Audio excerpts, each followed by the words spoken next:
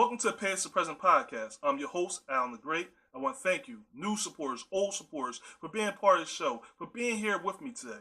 Without you, there could be no Past to Present podcast. This show couldn't be successful. So I want to let you know from the bottom of my heart that we and I appreciate you for all your support, for all the love that you continue to show this podcast and our network.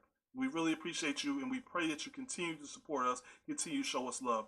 We wouldn't be a show without you, and you are the true power behind this podcast. So without further ado, let's get right into it. We're not going to talk about my son playing doorbell Dixie. We're not going to talk about me locking people out the house. What we're going to talk about today is something very important that affects us all. We're going to talk about two words that you should care about. Two words that I want you to think about as we go through today's show. Fear and discouragement. These are two powerful words that's playing a part in our lives, in our decision making, and more importantly, in the upcoming election. That's right, November 6th is coming. It's our opportunity to let our voices be heard, for us to speak out, to go out and vote, to exercise our democracy, to exercise our right to push for change, to hold people accountable, to make the decision on what's best for not only our future, but our children's future. But with that, and with election, we look at what's happening in the political arena right now. As we look at political ads that's being broadcast over radio, TV, throughout the internet, we see a constant pattern. Immigration is a hot topic right now. It's a hot topic. And it plays right into the fears that a lot of us have. So a lot of us as Americans, we're fearful of what? We're fearful of immigrants coming in, bringing gangs and violence, disrupting our current lives, raping our children, murdering our children, taking away our jobs, destroying our economy, affecting the American dream that we all work so hard for. And as politicians, they know all too well about the fears that you have. And they're playing on those fears while discussing immigration, while discussing the need for an immigration bill. And through fear, they're affecting which and how you choose to vote. But is the true meaning of the immigration bill truly to affect and to protect your way of living? Is it truly to affect your children, your future, our economy, our current lifestyle? It's to protect against terroristic acts or violence against us? Or is it something much deeper that's hiding behind that curtain? Think about this for a second. America has been ran throughout history and throughout its existence by Caucasian Americans. Caucasian Americans have always represented and made up the majority of the population, leading all other races to being the minorities. However, due to immigration, due to baby births, due to new people becoming citizens of this country, the tide is changing. More Latinos, more Asians are making up a higher percentage of the population. So the minorities are now turning to the majorities. And the majorities who are made up of Caucasian people are now turning to the minority. And fear is what's being projected through the election. So what's really happening here with the immigration bill is, it's not to truly protect your freedoms, it's to protect control. Because as people, don't we all love control? We love control of our homes. We love control of our future. We love control of our freedoms. What we're going to eat, what we choose. But we don't realize how lack of control that we have, how much we don't have control. But the government plays on that. So in reality, when they're pushing an immigration bill, are they truly trying to protect you? Or are they trying to protect how they speak to their constituents? Because they know how to speak and play on the Caucasian American votes. They know how to play on the fears of someone coming in to rape their children. It's fears that we all know too well. But we're not going to dive into the history of that. But fear is what's playing a part in this election. Now we're going to talk about immigration on another day. Maybe on another show. But as you think about immigration, and you think about voting based on your fear of immigration, think about this. As Americans, one of our biggest and greatest, most famous immigrants lives in New York City. Stands for everything that we as Americans stand for. It stands for liberty, freedom. It burns a flame that shows a light of the passion and the courage that lives inside of us. You know who I'm talking about. The immigrant that came from France. The Statue of Liberty. The Statue of Liberty that reads the poem, "Give me your tired, your poor, your huddled masses, yearning to breathe free. The wretched refuse of your taming shores. Send these, the homeless, the tempest tossed to me. I lift my lamp beside the golden door of freedom." Think about that for a second as you think about voting for immigration. But we're talking about election and the importance of voting. So I could sit here and tell you that you should choose to vote because your ancestors fought for you to have the right to democracy. But you don't want to hear that. And honestly, you don't really care about the marches and the people who died for you to have the right to vote. I can sit here and talk to you about how women's suffrage movement fought for the right for women to vote. But I already did an episode on that. And if you're interested, please take the time to go listen. But more importantly, what I want to talk to you about is why you should vote. You should vote not because of immigration, not because you fear of what immigration stands for, not because you fear of losing control of an election. It's the fear of what stands in the balance. The fear of things that not mentioned. The fear of loss of democracy. The fear of truly losing control of having your voice and to letting your voice be heard. Yeah, we can all sit around at the Thanksgiving table and we can discuss our issues with our current government, our current state officials, our Congress, our Senate, our President. But how many of us are actually going to go out and make a difference? How many of us are going to actually go out and push that ballot button? How many of us is going to show the true power in our voice? I mean, think about it, people. Because we talk about discouragement. One of the greatest forms of discouragement is to convince you that your voice doesn't matter. Now, how do they do that, though? How do they do that? By convincing you that when you don't win an election, that your vote does not have power. By talking about the constant Russian hack. But think about it, yes, Russians may hack the political system, but what did they use to hack it? What did they uncover? They uncovered the discouragement that we all deal with. And that same discouragement convinces us not to go out here and make our voices heard, to make the decision to make changes in our lives. Yeah, they mentioned emails that were erased. Yes, they mentioned tampering in the political system. They made us convince us that our voices don't really matter, that we don't truly have a choice in our democracy. And if more and more of us choose not to go out and vote, then what's going to happen to our democracy? It's going to dissipate. It's going to disappear.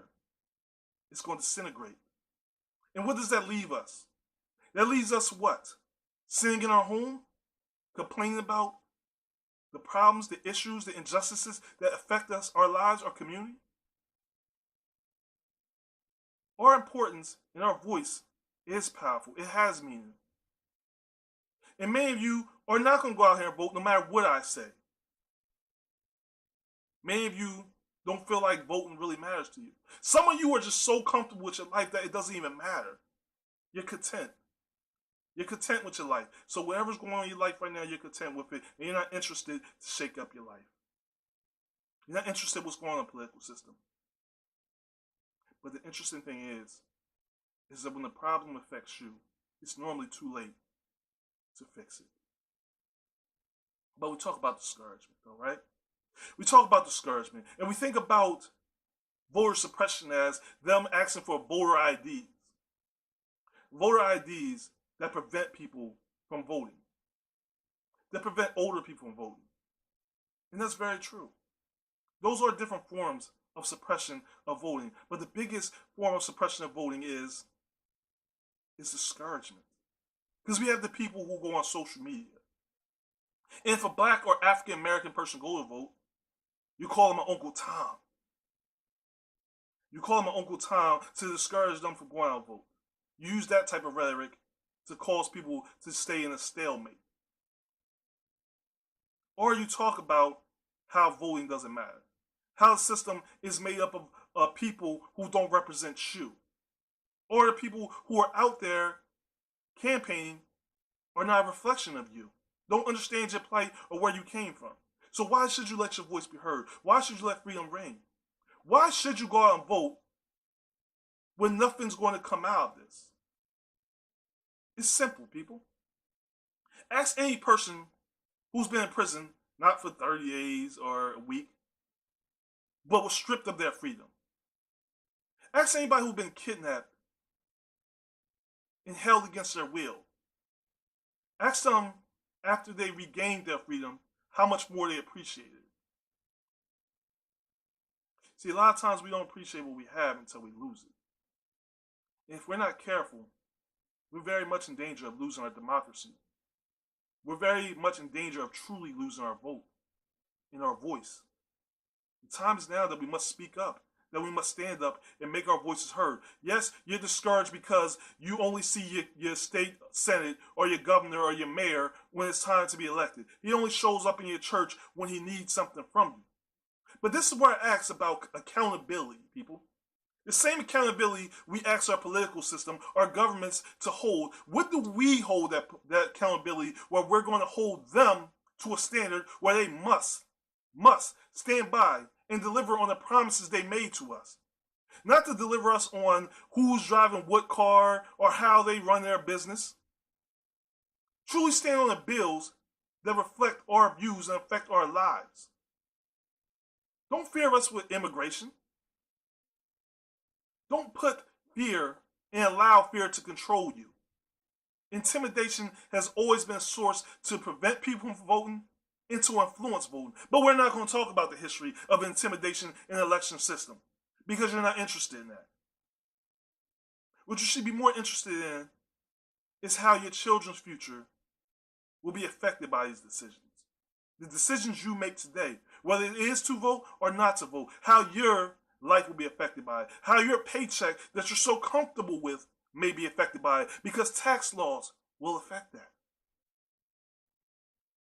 A lot of times the issue with immigration is that in California, immigrants who have license are now allowed to vote, so they're allowed to have an effect on the political system. In certain governments, in certain states, are not comfortable with that because they're not representing of the minority's voice. They're not understanding of the minority's plight, of the things that affect their lives, the things that they need, the things that they want. And a lot of times, us as minorities, what we choose to do is we choose to diminish our own voice by silencing our own voice, by not going out there and vote.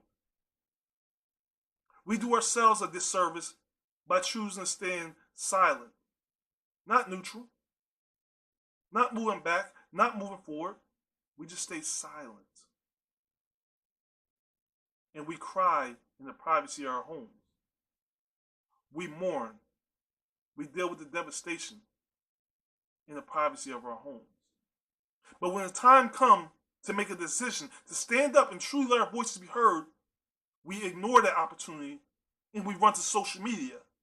Not pushing for change, but mostly pushing for likes, for attention, whether it's negative or positive attention. But those same people who are doing that are the same people who are making America great again for those who want America to go in reverse. You're pushing us back to racism. You're taking away our voice. You're discouraging our people. You're causing fear to drive us into a river or the ocean that was used to bring us into this country. It's time to fight back. It's time to stand up. It's time to make your voice heard. On November 6th is your opportunity to do that. Like I said, you don't have to care about the history of elections. You don't have to care about the people and our ancestors who fought for the right for us to vote because they understood the importance of the political system. All you have to understand is that your future is in jeopardy. That ultimately, this is not a fear tactic, but a truthfulness that your life is in jeopardy. Now you might say that I'm trying to promote you with fear, but reality is I'm promoting you with facts of why things are going to change. And things are going to continue the way they are. So if you don't feel things are going right for you, if you truly feel that there needs to be a change in the political system in your lives, here's your opportunity. On November 6th, go out and vote. I want to thank you for checking out the Past to Present podcast. And as always, I would tell you to subscribe to the channel, like, share, and comment. The reality is, what I need you to do is to share this message. Please, people, go out there and vote on November 6th. And if you're not part of the solution, you're always a part of the problem. Stay tuned.